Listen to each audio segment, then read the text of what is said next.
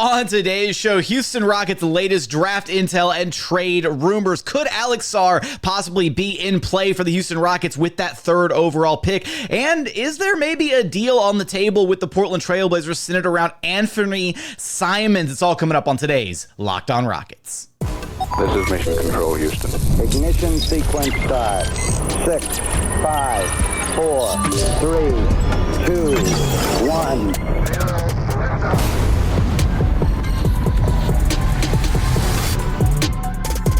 What's up, and welcome to another edition of Locked On Rockets, your daily podcast home for everything Houston Rockets basketball. As always, I'm your host, Jackson Gatlin, native Houstonian and credentialed media member. I'm also the host of Locked On NBA Mondays. Be sure to follow along wherever you listen to your podcasts, or on YouTube, just search Locked On Rockets. Be sure to like, comment, and subscribe. That's the best way you can help our show out, is to go to the YouTube page, comment anything on the video below. Just go say Go Rockets. It helps us out a ton. Now, today's episode is brought to you by FanDuel. Make every moment more this season with FanDuel. Right now, new customers get $200 in bonus bets with any winning $5 bet. That's $200 in bonus bets with any winning $5 bet. Visit FanDuel.com/lockedon to get started. And as always, thank you so much for making Locked On Rockets part of your day every single day, whether it's on your way to work, on your lunch break, in the gym. Thank you for being an everydayer. A lot to cover on today's show, catching up on a lot of the latest Houston Rockets draft intel, rumors flying about, still a lot of uncertainty as we are only 8 days away from the NBA draft with almost no idea of what the Houston Rockets are ultimately going to do come NBA draft 2024. However, there are some signs out there as we're maybe sifting and reading through the tea leaves of what's going on with not only the Rockets, but also the other teams at the top of the NBA draft, to kind of gauge and get a bit of an understanding as to what at least are some of the possibilities come draft night next week. So, just as a quick reminder, we are 8 days away from the NBA draft. It'll be taking place, the first round will be taking place Wednesday, the 26th, and then Thursday, the 27th, will be the second round of the NBA draft. So the draft is split into two nights this time around for the first time ever. Side note, I love that idea. It also just so happens, though, that the second night of the draft, the second round, got bumped up to I think it starts at 4 p.m. Eastern now because of the presidential debate happening that night or something to that effect. So that's a little bit unfortunate that we're not getting two actual nights of draft coverage. Instead, we're getting a matinee draft thing. Anyways, I digress. So let's do a little bit of Rockets housekeeping here, just some of the concrete reporting that we can rely on before getting into some of the speculative stuff. So Jamal Shead and Donovan Clingan have both actually had private in-person workouts with the Houston Rockets already. So this time last year and in previous draft cycles, I feel like the Rockets were not as playing things as close to the vest as they are this time around with, reported draft workouts and who they're targeting. And, this time around, it really feels like there's very little information to go off of about who the Rockets would ultimately take with that number 3 overall pick. And at least to me, the way that I'm kind of reading this situation and some of the other relevant reporting and news that we'll get into as we navigate today's show, it feels like, and this has been the case kind of ever since the Rockets, jumped into the top 3 of this year's draft, is that they are actively shopping and trying to move on from this pick. Now, that could mean a variety of things, right? That could mean them trading out of the draft completely. That could mean them just trading down and recouping some additional value further down the line. We've talked about a lot of different possible trade down scenarios on this show. We're going to talk about one more coming up here in just a little bit, as suggested by Kevin O'Connor from The Ringer. Bit of an outlandish proposal, but we're going to get to it here in just a moment. And it really makes it seem like the Rockets are one of the teams that is desperately trying to do everything it can to move out of the top portion of this draft and not make that selection at pick number 3. It doesn't seem like there's a prospect in the top 3 that is, that the Rockets have completely fallen in love with or that they're targeting.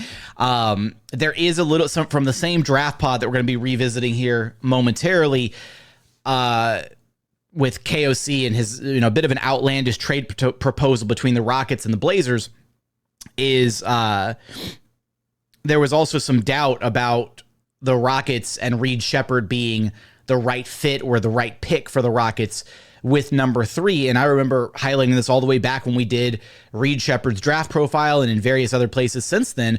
But, Reed Sheppard, he doesn't have the physicals, right? And if you look historically at what the Rockets have prioritized when they have drafted over these last few years, they have prioritized players who have these insane physical measurements, right? Size, speed, athleticism, all that. They really haven't focused on a guy that is, skills over measurables. And the one guy that you can point to and say that with is Alperen Sengun. But aside from that one pick, which, we know at the time, Jalen Green was like the Rafael Stone pick, and Alperen Sengun was like the analytics department pick for the Houston Rockets. So if the analytics department gets their say again, then maybe Reed Sheppard is the guy at number 3. But otherwise, if we follow what the Rockets have done historically these last few years, it seems like Reed Sheppard isn't the type of player that this Rockets organization would take with one of their top draft assets. So that's at least some food for thought, some things to kind of consider here.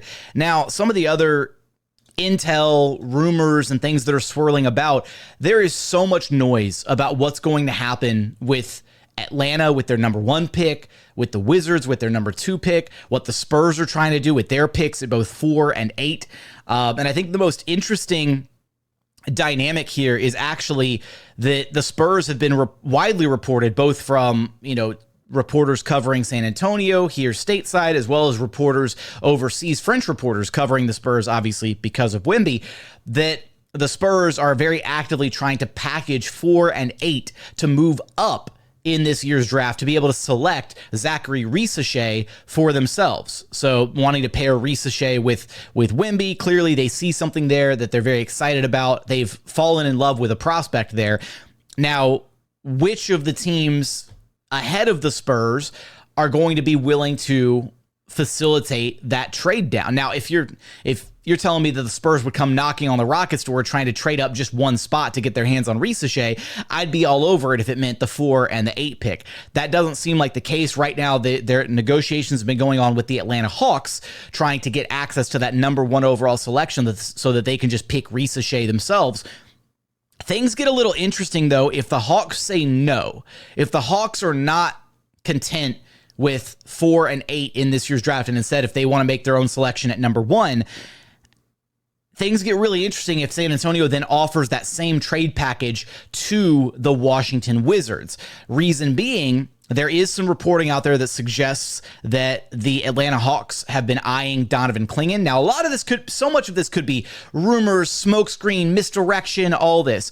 But it does feel like there's a very legitimate possibility, a world where if the Atlanta Hawks elect to go with, say, Donovan Clingan with their pick at number 1, and if the Wizards are involved in a trade down scenario with the San Antonio Spurs, where the Spurs are prioritizing Zachary Risacher with that number 2 overall pick potentially, then that leaves Alex Sarr on the board for the Houston Rockets to possibly take with the number 3 overall selection. And hey, it's also not completely out of the realm of possibility that the Hawks themselves want to take Zachary Risacher number 1 overall, and then the Washington Wizards could pivot away from Alex Sarr if they feel Donovan Clingan is more of a match for what they need. Now, I think that in a vacuum, any of the teams at the top of this draft, whether you're the Hawks, the Wizards, or the Rockets at number 3, if you have both Clingan and Sarr on the board, I think Sarr clears Clingan in every possible category.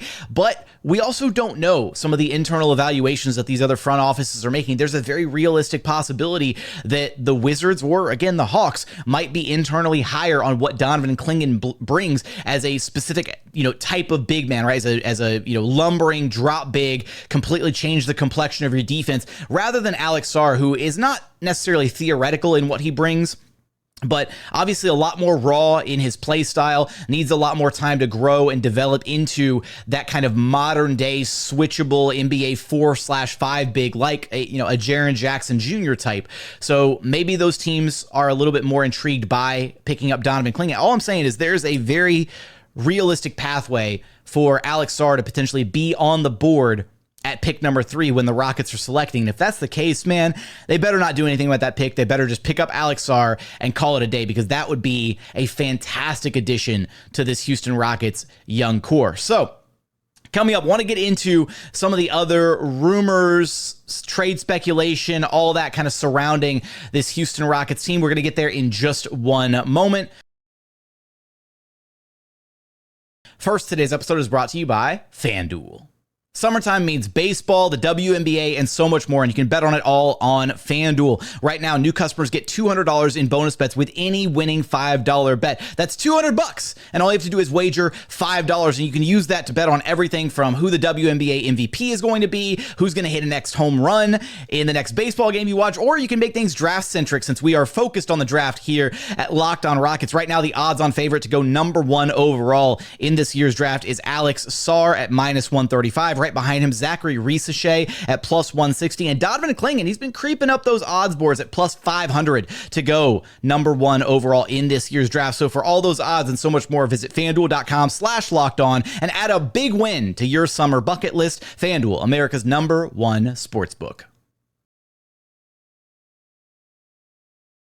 And continuing on here at Locked On Rockets, your daily podcast, home for everything Houston Rockets basketball. All right, let's get into this recent trade hypothetical proposed by Kevin O'Connor from The Ringer on his recent draft pod. We're going to dive into what he has to say first and then kind of unpack it, because I think there's a couple different directions to unpack what KOC had to talk about. But, Houston at 3, if Houston wanted to move up after some talk about them maybe trading down, who knows? Potentially I could see it. Or maybe the team that moves up to 3 could just try to leapfrog, like they go to 3 and then they go to 1. Maybe something like that could happen. So if it is Buzelis, then you do have to move into the top 4, and maybe that is Houston. And you mentioned the Anfernee Simons, Scoot Henderson, they're two small guards. Like, you have to choose at some point between those guys. And maybe Houston, for all the talk about, Reed Shepherd going there, right? Like, they want that next Fred VanVleet replacement because he's 30 years old. He's only got 2 years left on his contract. Maybe Anfernee Simons could be the guy that fits that. Simons is still only 24 years old. Maybe Simons +7 and 14 for 3, something like that. Okay. So there's a lot to unpack here from what KOC had to discuss. First off, I will say that KOC, I think it's important to, obviously you take this and any other speculation, hypotheticals, whatever, you take it all with a massive grain of salt. But what I will say is KOC to me doesn't seem the type of media member to just randomly a week before the NBA draft, a little more than a week before, throw out a hypothetical that is this specific. This is a very specific hypothetical, right? Simons 14 and 7 for pick number 3.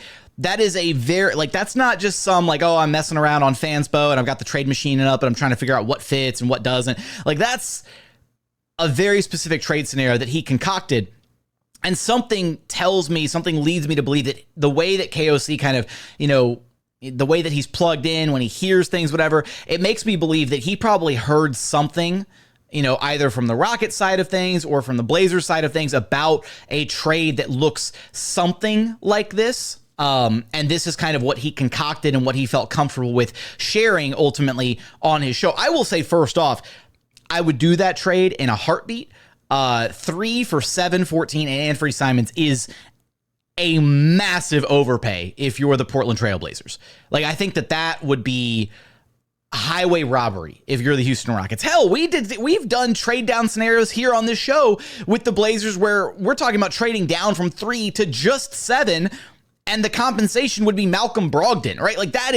That's the level of realistic trade that we've discussed here on the show, whereas this feels like a complete pie in the sky hypothetical.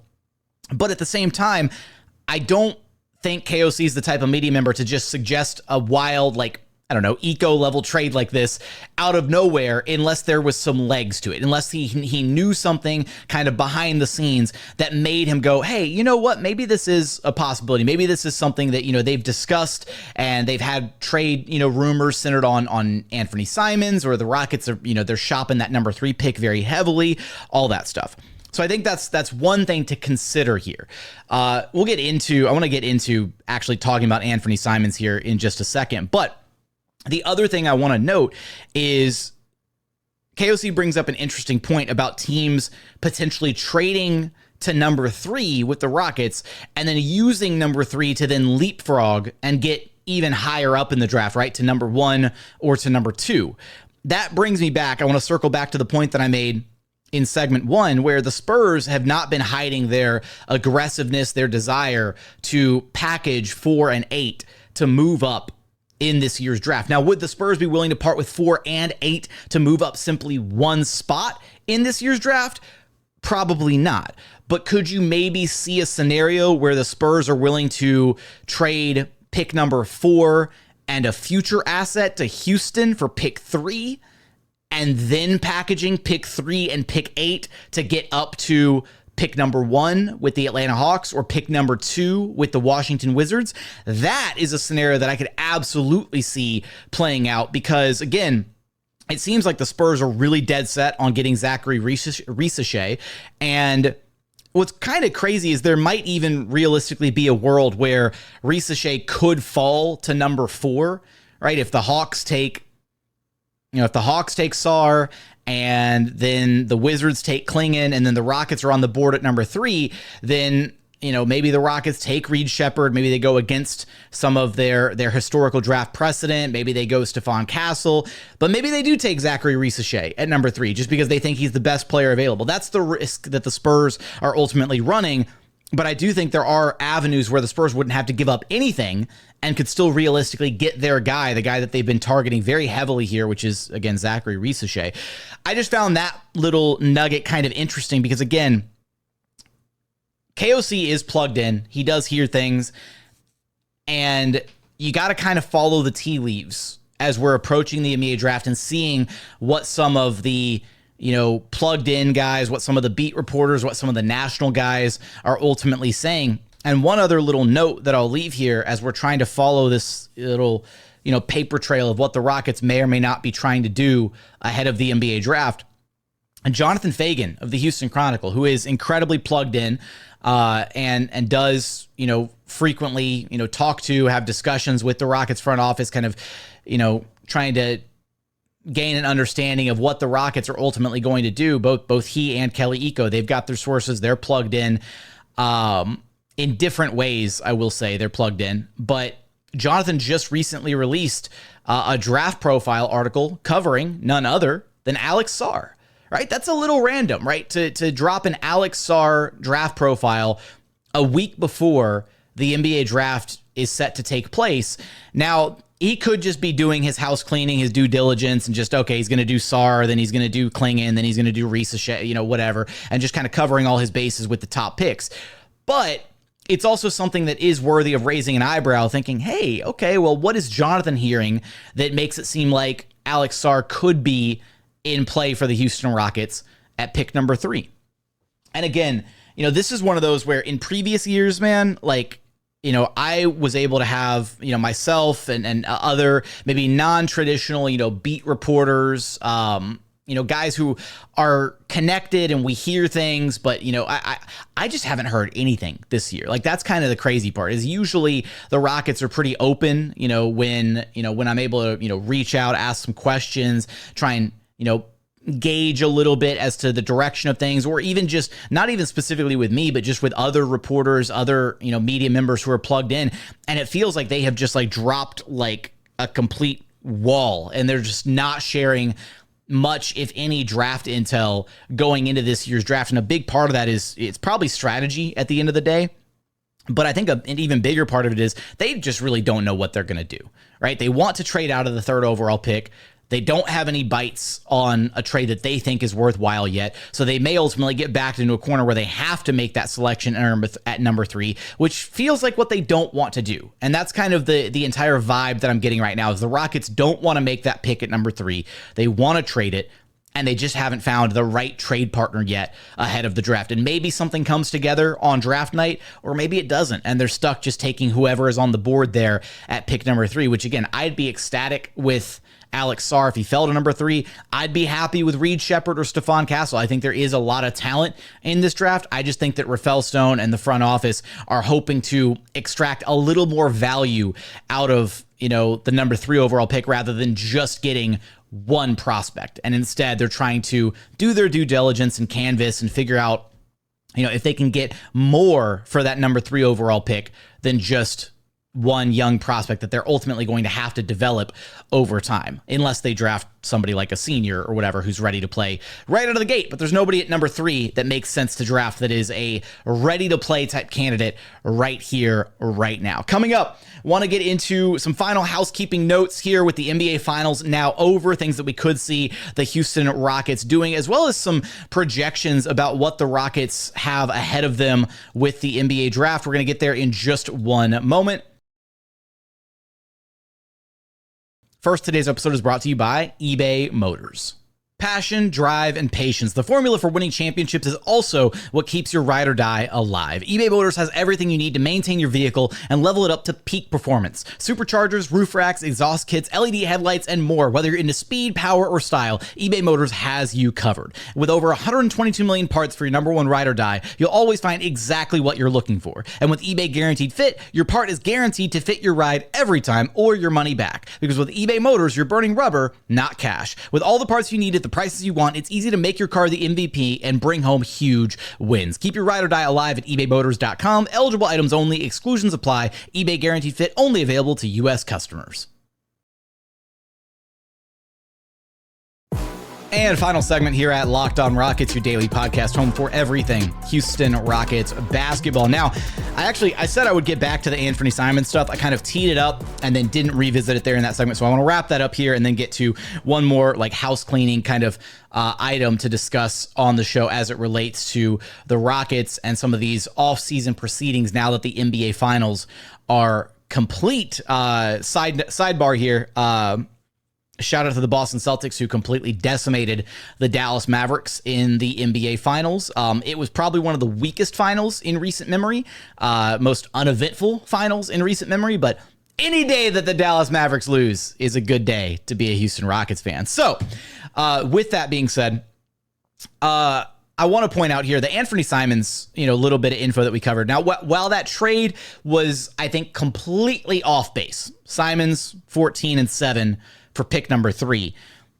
I feel like if you're looking at that trade, something of value from the Rockets would have to be going back to Portland to make that trade even somewhat worthwhile if you're a Blazers fan.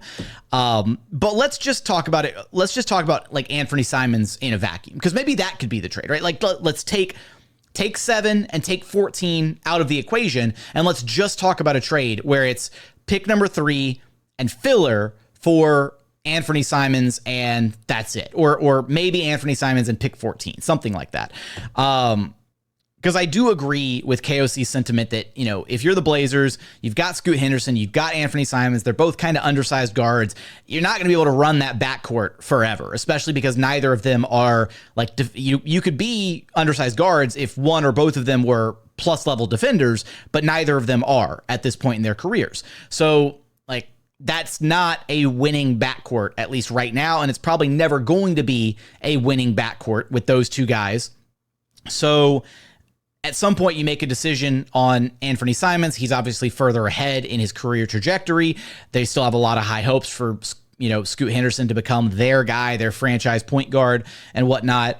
Now, is Anfernee Simons the answer if you're the Houston Rockets? Yes, he can play out of his mind. I mean, he's coming off a season where he just averaged 22 points per contest, 5.5 assists, 3.5 rebounds.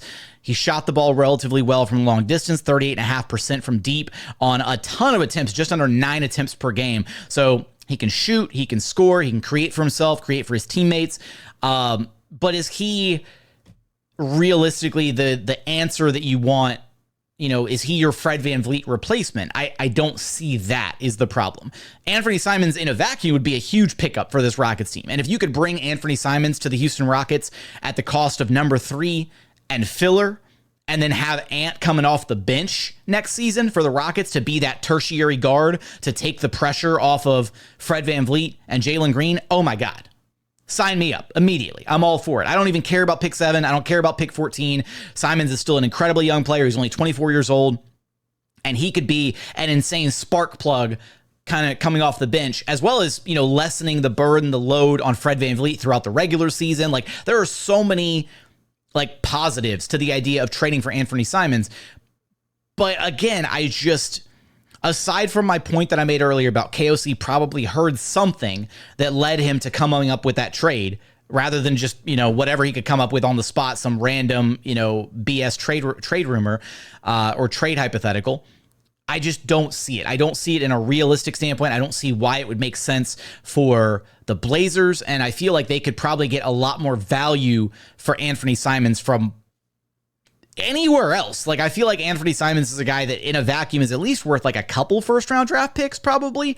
Like, he's a young, exciting player. He's got a bright future ahead of him. He is who he is as a player. Like, is he a number one option? No. Is he a really great, like, kind of secondary, tertiary scoring option? Can create for himself, can create for his teammates, can start or come off the bench. Like, there's a lot of versatility there.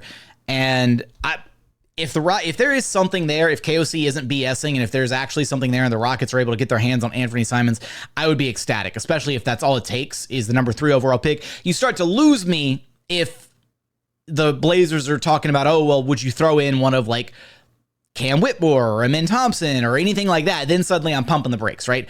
Largely, I feel like the core 6 should be untouchable. Just run it back next season. Let's see what they got. Let the core 6 have one more offseason with Ime Udoka, one more offseason to grow, have that internal development take place, and then maybe at the trade deadline this next year, you start making those hard decisions about the futures of guys like Alperen, Sengun, Jalen Green. You start revisiting if there is, a disgruntled star on the market, somebody that you feel like you can package one or two of the young guys for and make a big splash midseason. Maybe you entertain that thought process, but I wouldn't include any of the core 6 in a trade for Anfernee Simons. He's just not that level of player. And again, it feels like the Blazers, from a negotiating perspective, could ask for a lot more than just the 3rd overall pick for a guy like Ant. So just wanted to cover that here a little bit, although I do like the fit of Anfernee Simons on this Rockets team a ton. I think it would be a fantastic addition. It just doesn't seem like a realistic addition at this point. And I'll say maybe the inverse is possibly true, right? KOC named Anfernee Simons, but maybe if it's just in a vacuum, pick 3 for pick 7 and 14, I'd be all over that as well, right? In our previous crossover edition episode that we did with Locked On Blazers host Mike Richmond, we talked about trading down to 7 and then getting Malcolm Brogdon back, but maybe down to 7 and also getting 14 back is enough value, because then the Rockets are able to feel like they can pick up not 1, but 2 young assets. Maybe they're able to prioritize with pick 7 and 14, guys who are a little bit older, guys who can maybe step in and be ready to play right away, as far as being, rather than being long-term developmental pieces that you're going to have to grow and nurture and take, 1 to 2 years before they're able to really step in and crack into an NBA rotation. Maybe that makes a little bit more sense if you're the Houston Rockets. And maybe if you're the Blazers, maybe there's a guy at pick number 3 that they're really excited about that they don't think they can get their hands on at pick 7 or at pick 14. So you're willing to, in a draft that's a little bit, not as talent heavy or star laden as previous drafts, or potentially star laden, I should say, then maybe you're the Blazers and you're willing to move up to number 3 to take that big swing on a guy that you really think has some star power in this year's draft versus the guys that would be available all the way at pick 7 or 14. So food for thought, other things to consider. Now, last thing here that I wanted to talk about on today's show, this is actually a new occurrence this season. With the NBA Finals coming to a close, teams are now open to, or allowed to start negotiating with their own free agents, their own players, in the immediate aftermath of the NBA Finals. So what this means for the Houston Rockets is they're able to start making decisions on the futures of players that have team options, club options. So guys like Jae'Sean, Jock, Landale, Jeff Green, they're able to renegotiate contracts with guys, at least reportedly, right? Nothing will be able to become official until free agency officially opens and the moratorium passes, and then they're able to start signing these contracts and whatnot. But we know that historically, right, these deals, these free agency, talks and discussions and negotiations, they take place well before free agency actually begins, right? Like when the Rockets were pursuing Dillon Brooks, Fred VanVleet, and Brook Lopez this past offseason, right? I was hearing news about those three players all the way as early as like January, as far as them being like the targets that the Rockets really wanted and were planning to pursue in free agency. And those discussions were ongoing kind of like throughout the season, honestly. And they had their sights set on those guys pretty early on. But what this means is that the Rockets can at least internally handle some of their own free agents, some of their own contractual obligations. And the two biggest question marks for the Rockets this offseason are whether or not Alperen Sengun and Jalen Green will actually get contract extensions. Now, we've done episodes previously discussing what contract extensions would look for those guys, the pros and cons of either giving them the extensions right now or waiting and holding off on extending them until later on to kind of make better use of the cap space further down the line. I think that at this point, while I think that Alperen Sengun has absolutely earned the contract extension from the Rockets and probably should get one, there is a world where because he was drafted in the mid to late first round, his cap hold isn't as great as Jalen Green's cap hold is for what he would be eligible for as far as his extension. And there is a world where the Rockets could save anywhere from, I think it's like $10 to $15 million, $10 to $20 million, somewhere in that range, if they delay the extension for Alperen Sengun, let him go to restricted free agency next offseason, and then have that extra wiggle room with their cap to make a splashy addition via free agency summer 2025. So that's something worth considering. Jalen Green, less so, because his cap hold is going to be a lot closer to his extension number, somewhere in that low 30s range, I believe. So if you're the Rockets, are Jalen Green and Alperen Sengun worthy of giving extensions right now? Would you like to see them wait on giving them extensions until either later this summer, once the team is, a little bit more concrete in what it's going to look like for next season, once the draft is done, once free agency is done, all that good stuff? They have up until the day before the NBA season starts this next calendar year, 24-25. They have until the day before the season to extend one, if not both of those guys, if that's the direction they ultimately want to go, but they can start it sooner because normally, again, these negotiations aren't allowed to take place until free agency officially begins. So this is a change this year. So we might start seeing some big news. We might start seeing certain players, certain teams, lock down their players and take care of their own in-house cleanup before the free agency period actually hits on, June 30th, right? June 30th at 6 p.m. now is when it starts rather than midnight. Side note, I kind of miss the midnight flurry. I kind of miss waiting up until late at night and then sitting there and getting really excited for the Woj bombs and Shams tweets to all come rushing in, and that was always a fun experience for me.